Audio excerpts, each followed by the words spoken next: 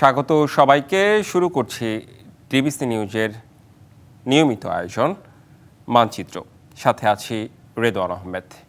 প্রতি শুক্র ও শনিবার বিকেল 4:30টায় এই আয়োজন নিয়ে আমরা থাকি আপনাদের সাথে।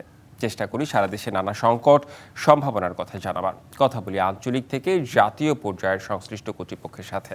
তুলে ধরি মানুষের দুঃখ, দুর্দশা, আশা নিরাশার কথা। দেশে আতঙ্ক ছড়াচ্ছে মব ভায়োলেন্স। একের পর এক মব ভায়োলেন্সে আতঙ্ক সৃষ্টি করছে জনমনে। রাজনীতিক, পেশাজীবী থেকে শুরু করে সুশীল সমাজের প্রতিনিধি কেউই ছাড় পাচ্ছে না মব সন্ত্রাসীদের দৌরাত্ম্য থেকে। আইন হাতে তুলে নেওয়ার প্রবণতা বাড়ছে। কোনো অপরাধের অভিযোগ উঠলেই মব সৃষ্টি করে পিটুনি দিচ্ছে এক শ্রেণীর মানুষ। অপরাধে বিশেষজ্ঞরা বলছেন বিচারহীনতার সংস্কৃতি মব ভায়োলেন্সের অন্যতম কারণ। মব আতঙ্ক থেকে নিস্তার পেতে জড়িতদের দৃষ্টান্তমূলক শাস্তি নিশ্চিতের পরামর্শ তাদের। আমাদের আজকের আলোচনার বিষয় আতঙ্ক ছড়াচ্ছে মব ভায়োলেন্স, ঠেকানোর উপায় কি? এসব বিষয়ে আলোচনার জন্য আমাদের সাথে কুমিল্লা থেকে যুক্ত হচ্ছেন কুমিল্লা নারী ও শিশু নির্যাতন দমন আদালতের পিপি অ্যাডভোকেট বদিউল আলম সুজন এবং চট্টগ্রাম থেকে যুক্ত হচ্ছেন নিরাপত্তা বিশ্লেষক মেজর অবসরপ্রাপ্ত ইমদাদুল ইসলাম।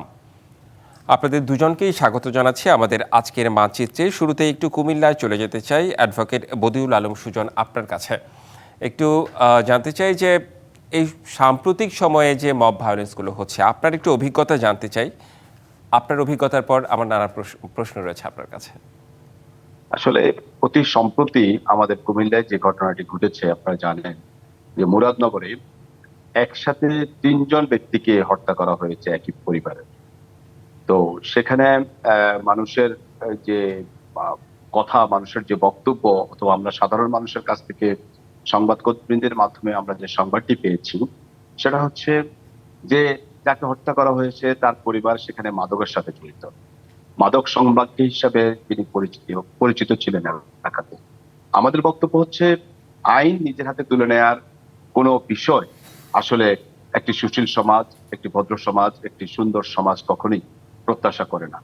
এর মাধ্যমে আপনারা জানেন যে মুরাদনগরের যে 3জন মানুষকে হত্যা করা হলো, সেখানে পুলিশ আজকে 2জনকে আদালতে প্রেরণ করেছে, 38 জনকে আসামি করে ইতিমধ্যেই একটি এজাহার দায়ের করেছে।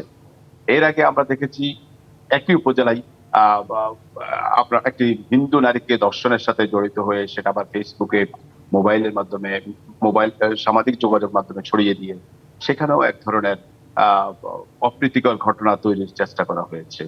পার্শ্ববর্তী থানাতে আমরা দেখেছি যে ভাই ভাইকে খুন করে লাশ গুম করার ঘটনা ঘটেছে। সাম্প্রতিক সময়ে এই বিষয়গুলো আসলে খুব মারাত্মক আকারে আমাদের সমাজে ছড়িয়ে পড়েছে। জি, সারা দেশেই এটা হচ্ছে। আমি একটু জানতে চাই যে আইন নিজের হাতে তুলে নেওয়ার এই প্রবণতা, সবাই মিলে হঠাৎ কিছু মানুষ একসাথে মিলে এই যে আইন লঙ্ঘন করছে, আইনের হাতে তুলে না দিয়ে নিজেরাই হচ্ছে মারছে কিংবা বিচার তুলে নিচ্ছে, বিচার করে ফেলছে, এই প্রবণতা কেন? আপনার কি মনে হয়? এই প্রবণতা হচ্ছে আসলে দীর্ঘদিন থেকে বিচারহীনতার একটি সংস্কৃতি আমাদের সমাজে চালু ছিল। পরবর্তীতে মানুষের মাঝে কিছু বঞ্চনা, লাঞ্ছনা, ক্ষোভ এটারও বহিঃপ্রকাশ হয়েছে। সবচেয়ে বড় কথা হচ্ছে আমাদের মানবতা বোধ ক্রমান্বয়ে মনে হয় যেন বিলুপ্ত হয়ে যাচ্ছে। এবং আমার কাছে মনে হচ্ছে মানুষ আইনের প্রতি মানুষের যে শ্রদ্ধাবোধ, আইনের প্রতি মানুষের যে আস্থা থাকার কথা, সেখানে কেন জানি একটা বিশাল ঘাটতি পরিলক্ষিত হচ্ছে। পাশাপাশি পুলিশ বাহিনী অথবা আমাদের আইন শৃঙ্খলা রক্ষাকারী বাহিনীর উপরও মানুষের কিছুটা আস্থাহীনতা আছে বলে আমার কাছে মনে হচ্ছে। না হয় মানুষ এত বড় নৃশংস ঘটনাগুলো একের পর এক সংঘটিত করছে এবং বিবেক নাড়া দিচ্ছে না কোনোভাবেই। এটা যে একটা অন্যায় হচ্ছে, তাদের বিবেক বোধে এই বিষয়টা আসছে না, সেটাই একটি আশ্চর্যজনক বিষয়। আচ্ছা, আপনি বলছিলেন যে আস্থাহীনতার কথা। আমরা আবারও আপনার কাছে আসতে চাই, তবে এবার একটু আমরা চট্টগ্রামে যেতে চাই। নিরাপত্তা বিশ্লেষক মেজর অবসরপ্রাপ্ত ইমদাদুল ইসলাম, আপনার কাছে একটু আসতে চাই। যে আপনার কাছে একটু জানতে চাই, এই যে মব ভায়োলেন্স, সারা দেশের বিভিন্ন ভায়োলেন্স সম্পর্কে নিশ্চয়ই আপনি অবগত, মব ভায়োলেন্স সম্পর্কে। আপনার কাছে একটু জানতে চাই যে এটা আসলে কমানোর উপায় কি, কিংবা এটা বন্ধ করার উপায় কি? আইন নিজের হাতে তুলে নিচ্ছে মানুষ, এটাকে আসলে রোধ কিভাবে করানো যায়?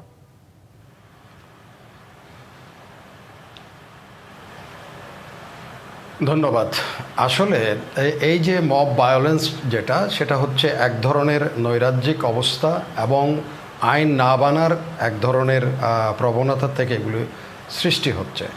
এখন আইন যারা প্রতিষ্ঠিত করবেন, আইন দ্বারা সমাজকে শাসন করবেন, তারা যদি বিপন্ন অবস্থায় থাকে, তাদের মধ্যে যদি আস্থাহীন নিজেদের কনফিডেন্স না থাকে এবং সেটা কনফিডেন্স তাদেরকে দেওয়ার মতো রাষ্ট্রীয় কাঠামো যদি সেখানে সহায়ক শক্তি হিসেবে তাদের পাশে না দাঁড়ায়, আমি বিশেষ করে পুলিশের কথা বলছি, পুলিশ যদি কনফিডেন্স নিয়ে এই সমাজে কাজ করে, যদি যথার্থভাবে তারা অপরাধীদের চিহ্নিত করতে পারে, তাহলে কিন্তু এটা অনেকটা কমে আসবে। এখন দেখা যাচ্ছে কি, মব ভায়োলেন্সের কথা আমরা যেটা বলছি, তারা তো ভায়োলেন্সে জড়িত হচ্ছে, একই সাথে পুলিশ যদি সেখানে কোনো প্রতিকারমূলক ব্যবস্থা গ্রহণ করতে যায়, সেখানে পুলিশের বিরুদ্ধে অতি সাম্প্রতিকের বেশ কিছু দেখা গিয়েছে যে পুলিশকে অভিযুক্ত করে তারা বরং উল্টা পুলিশকে দোষ চাপিয়ে দিয়ে পুলিশকে বলা হচ্ছে তাকে প্রত্যাহার করতে হবে, একে বিচারের মুখে করতে হবে, ওইটা মুখে।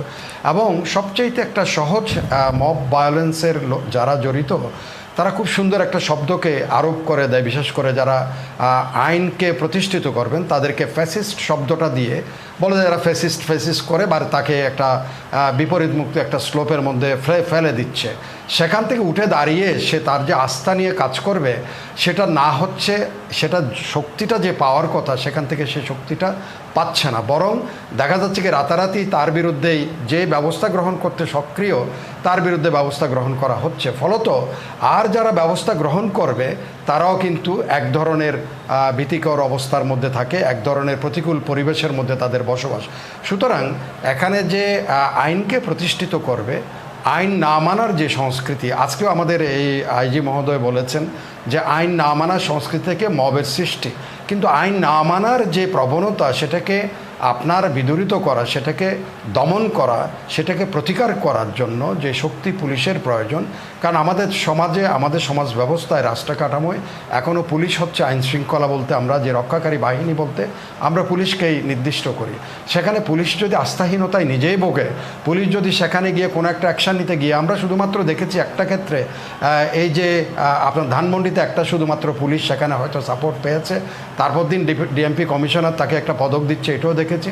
বাট সারা দেশে বেশিরভাগ ক্ষেত্রে পুলিশ নিজেরা কোনো কাজ যদি সঠিক অবস্থান নিতে গিয়েও বেকায়দায় পড়ে যাচ্ছে পুলিশ, এবং সেখানে পুলিশকে সহায়তা প্রদান করা হচ্ছে না, পুলিশের পাশে রাষ্ট্র তার শক্তি নিয়ে দাঁড়াচ্ছে না, যার জন্য পুলিশ এখন অসহায় হয়ে যাচ্ছে। আপনি যে প্রশ্ন করেছেন কিভাবে এটা প্রতিষ্ঠিত করা যাবে, প্রতিষ্ঠিত করা যাবে একমাত্র শক্তি হচ্ছে আমাদের দেশে বিকল্প শক্তি নাই, পুলিশ।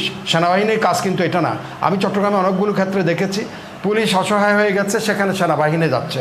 আমরা মৌল জিনিসগুলো, রাষ্ট্রের মৌল জিনিসগুলোকে কম্প্রোমাইজ করে ফেলছি। সেনাবাহিনী হচ্ছে সার্বভৌমত্ব, স্বাধীনতার প্রতীক। সেখানে সেনাবাহিনী যদি মবের সামনে যায় দাঁড়াতে হয়, তাহলে পুলিশ আরও আস্থাহীনতায় ভুগবে, এবং মানুষ মনে করবে পুলিশের দ্বারা কিছুই হচ্ছে না এবং সেজন্য সেনাবাহিনীকে এখানে আসতে হচ্ছে। একই সাইকোলজি পুলিশের মধ্যে ডেভেলপ হবে। পুলিশ মনে করবে যে আমরা কী করবো, যাক সেনাবাহিনী আসলে দেখা যাবে কি হয়। এই যে সংস্কৃতি, এটা কিন্তু অত্যন্ত একটা খারাপ আমাদের জন্য পরিস্থিতি ভবিষ্যতের জন্য সৃষ্টি করে যাচ্ছে। যারা মব সৃষ্টি করে তারা উৎসাহিত হচ্ছে, পুলিশ এখন তাকে দমন করতে নিরুৎসাহিত হচ্ছে, এবং মধ্যখানে আমরা আমাদের রাষ্ট্রের সর্বশেষ যেটাকে আশ্রয়স্থল বলি, স্বাধীনতা সার্বভৌমত্বের প্রতীক, সেখানে সেনাবাহিনীকেও আনিয়ে জনগণের মুখোমুখি করে দিচ্ছে। তো এগুলি থেকে আমাদের পরিত্রাণ পেতে হবে। যারা আমাদের অনেকে উপদেষ্টা বলেছেন যে মব আমরা টলারেন্স করব না, একদম টলারেন্স করবো না, এই কথা বারবার বলছেন, কিন্তু মব দমন করতে গিয়ে, মবের বিরুদ্ধে দাঁড়াতে গিয়ে আপনি যদি পুলিশকে শাস্তির ব্যবস্থা নিয়ে আসেন, পুলিশকে প্রত্যাহার করেন, তাহলে এটা এক ধরনের পুলিশের প্রতি অনাস্থার সৃষ্টি, পুলিশ নিজেই নিরুৎসাহিত হবে। সুতরাং পুলিশের উপরে আস্থা রাখতে হবে, পুলিশকে দায়িত্ব পালন করার মতো শক্তির যোগান দিতে হবে, রাষ্ট্র তার পাশে দাঁড়াতে হবে, অন্যথায় এই মব কিন্তু দমন কথা করা যাবে বলেছেন। না। এবং এখান থেকে বেরিয়ে আসার জন্য আসলে কি করা উচিত সেই বিষয়টিও আপনার কাছে জানতে চাইবো। দুজনের কাছে আমি জানতে চাইবো আরো বেশ কিছু বিষয়, সংশ্লিষ্ট ইস্যুতে একটা বিরতিতে আমাদের যেতে হবে। মানচিত্রে একটি বিরতি নিচ্ছি, ফিরছি একটু পরে। স্বাগত আরো একবার, দেখছেন মানচিত্র। আজ আলোচনা করছি আতঙ্ক ছড়াচ্ছে মব ভায়োলেন্স, ঠেকানোর উপায় কি এই বিষয়ে। আমাদের সাথে কুমিল্লা থেকে যুক্ত রয়েছেন কুমিল্লা নারী ও শিশু নির্যাতন দমন আদালতের পিপি অ্যাডভোকেট বদিউল আলম সুজন, এবং চট্টগ্রাম থেকে যুক্ত হয়েছেন নিরাপত্তা বিশ্লেষক মেজর অবসরপ্রাপ্ত ইমদাদুল ইসলাম। বিরতির পর স্বাগত জানাচ্ছি আপনাদের দুজনকেই। শুরুতেই চলে যেতে চাই কুমিল্লায়। নারী ও শিশু নির্যাতন দমন আদালতের public prosecutor advocate Badiul Alam Sujan, আপনার কাছে। আপনি বিরতির আগে নানা বিষয় নিয়ে কথা বলছিলেন, আমি একটু আপনার কাছে একটা বিষয় জানতে চাই যে অনেকেই আবার বলছেন যে এটি হচ্ছে মব ভায়োলেন্স না, এটি হচ্ছে জনরোষ, এমন অনেকেই অভিযোগ করছেন, বিশেষ করে রাজনীতিকদের অনেকেই। আপনার কাছে এই বিষয়টি একটু জানতে চাইবো যে আপনার কাছেও কি মনে হয় যে এটা জনরোষ না এটা মব ভায়োলেন্স? কারণ আইন নিজের হাতে তুলে নেওয়া তো কোনোভাবেই আসলে কাম্য না। কেউ যদি অপরাধী হয় তাকে তো আইনের আওতায় নিয়ে আসতে হবে। সেই ক্ষেত্রে কি যে কেউ ইচ্ছে করলেই কি তাকে মারতে পারে, বিচার করতে পারে? ধন্যবাদ আপনাকে আবারও। আসলে মব ভায়োলেন্স নিয়ে যে কথাটি আমরা বলছিলাম সেটা হচ্ছে জনরোষ, এটা অনেকগুলো অংশের একটি অংশ। কিন্তু আমাদেরকে বর্তমান সময়ে আমরা বলেছি প্রথমেই যে দীর্ঘদিনের একটা বিচারহীনতার সংস্কৃতি মানুষকে আসলে মব ভায়োলেন্সের দিকে গ্রাজুয়ালি মানুষ অগ্রসর হচ্ছে। মানুষ অনেকেই মনে করে যে আসলে আমি ন্যায় বিচার পাবো না, আবার অনেকেই আইন হাতে তুলে নিলে কি হবে এরকম একটি মানসিকতা তার ভিতর ডেভেলপ করেছে। ফলে সে এই মব ভায়োলেন্সে জড়িত হয়ে যাচ্ছে।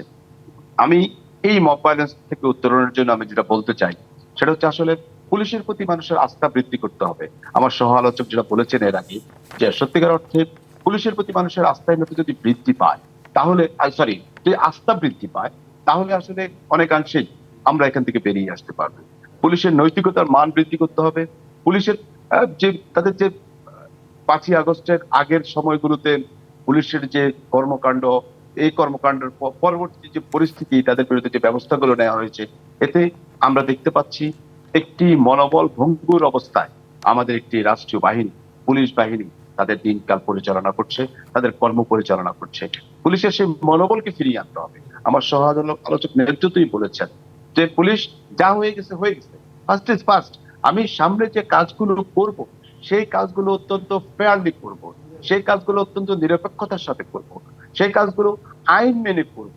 পুলিশ যদি এই মানসিকতা নিয়ে ফিল্ডে থাকে, নৈতিকতার মান বৃদ্ধি পায়, তাহলে মব ভায়োলেন্স আসলে কিছুটা দূর হবে বলে আমি মনে করি। একটি প্রশ্ন রাজনীতিতে যে আমি কথাটা একটু বললেন সেটা করতে চাই, সেটি হচ্ছে শুধুমাত্র পুলিশকেই কি এটা হতে হবে? মানে সততা কিংবা স্বচ্ছতা পুলিশের মধ্যেই থাকতে হবে? জনগণের মধ্যে তো সচেতনতা বোধ থাকতে হবে।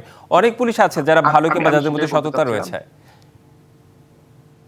আমি সেটাই বলতে চাচ্ছিলাম যে শুধু পুলিশ আমাদের একটা পার্ট, এর মাঝে আমাদের রাজনীতিবিদরা জন অসন্তোষ বলে যেভাবে দায় এড়িয়ে যাচ্ছে সেটাও কোনোভাবেই কাম্য নয়। এখানে রাজনীতিবিদেরও একটি দায় আছে। আমরা আমরা দেখেছি সাম্প্রতিক সময়ে পুলিশের উপর হামলা হয়েছে। পুলিশের উপর হামলা হওয়ার পর আজকের এতক্ষণ পর্যন্ত আমার কাছে ইনফরমেশন নেই, আজকের এতক্ষণ পর্যন্ত সেই কোনো রাজনৈতিক দল এই পুলিশের বিরুদ্ধে যারা হামলা করলো তাদের ব্যাপারে কোনো ব্যবস্থা নিয়েছে কিনা, জাস্ট এই মুহূর্ত পর্যন্ত আমার কাছে কোনো তথ্য নেই। তাহলে এখানে রাজনৈতিক দলরা জন অসন্তোষ বলে যদি মব ভায়োলেন্সকে পাশ কাটিয়ে যায়, এটা আমি মনে করি যে তাদের নৈতিকতার জায়গা থেকে এটা ঠিক নয়। তৃতীয়ত যে কথাটি বলবো সেটা হচ্ছে সর্বোপরি আমাদের একটি সামাজিক সচেতনতা লাগবে। আমাদের আমাদের যে সমাজের যে অবক্ষয় হয়েছে, আমাদের নৈতিকতার অবক্ষয়, আমাদের আইন না মানার যে প্রবণতা আমাদের সমাজে গ্রাজুয়ালি এস্টাবলিশড হচ্ছে, আমাদেরকে সেখান থেকে বেরিয়ে আসতে হবে। আরেকটা বিষয় হচ্ছে আমি প্রায় বলি যে আমি বিদেশে গেলে আইনকে যেভাবে ফলো করি আমার জি, আপনাকে ধন্যবাদ অ্যাডভোকেট বদিউল আলম সুজন। আমরা একটু চট্টগ্রাম থেকে ঘুরে আসতে চাই। নিরাপত্তা বিশ্লেষক মেজর অবসরপ্রাপ্ত ইমদাদুল ইসলাম, আপনি নিশ্চয়ই আমাকে শুনতে পাচ্ছেন। আপনার কাছে একটু জানতে চাই, আপনি বিরতির আগে বেশ গুরুত্বপূর্ণ তথ্য দিচ্ছিলেন এবং কথা বলছিলেন। অনেকেই এটাকে জনরোষ বলছে, বিশেষ করে রাজনীতিবিদদের অনেকেই। আপনার কাছে জানতে চাই এটাকে জনরোষ বলা ঠিক হবে কি না? কারণ আইন নিজের হাতে তুলে নেওয়া কোনোভাবেই তো আসলে কাম্য না। তাকে আইনের আওতায় এনে আইনের আওতায় বিচার করাই উচিত, এটা সবাই হয়তো বলবে, যে কোনো সচেতন মানুষ। আপনার কাছে একটু জানতে চাই সমাধান আসলে কিভাবে করা সম্ভব?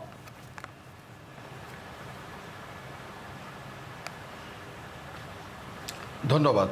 প্রথমত জনরোষ বলে যে কথাটা প্রচলন করার চেষ্টা করা হচ্ছে সেটা আসলে বিপুল সংখ্যক সমাজের মানুষ যদি কোথাও ফুঁসে ওঠে বা কোনো প্রতিবাদ করে সেটা জনরোষ। কিন্তু একটা ব্যক্তিকে টার্গেট করে বা কোনো একটা পরিস্থিতির শিকারে পরিণত করে তাকে এক্সপ্লয়েট করা, তার উদ্দেশ্য হাসিল করা, সেটা জনরোষ নয়। সেটা হচ্ছে এক ধরনের স্বার্থসিদ্ধির জন্য নৈরাজ্যের আশ্রয় নেওয়া এবং সেখানে অন্যান্য যারা, যেমন পুলিশ, আমি আবারও বলছি, পুলিশ সেখানে যদি সেটার প্রতিকারে যায়, পুলিশকে নিবৃত করার জন্য আরেক ধরনের সহিংসতার আশ্রয় গ্রহণ করা, এবং সেটা যখন লাই পেয়ে যায়, সেটা যখন প্রশ্রয় পেয়ে যায়, তখন এরা এই ধরনের এই যে মব যেটা হচ্ছে নৈরাজ্যকর পরিস্থিতিটা সেটা আরও বেশি উৎসাহিত হয়।